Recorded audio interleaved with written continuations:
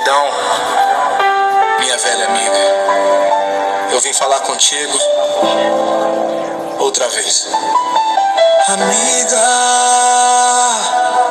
outra vez, porque um sonho veio suavemente, deixou marcas na minha mente, e a visão que em mim ficou ainda vive aqui em mim, no som do silêncio.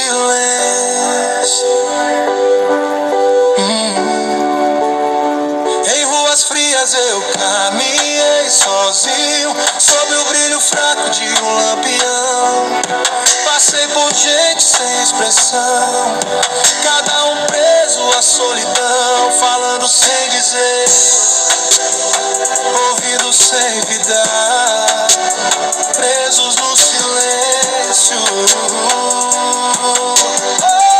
Vocês não sabem, não enxergam, falei. O silêncio cresce sem parar, como um câncer a se espalhar. Minhas palavras vão cair, como chuva no chão. Palavras cair e se perdem no silêncio. E o povo então se ajoelhou diante do brilho de um falso Deus.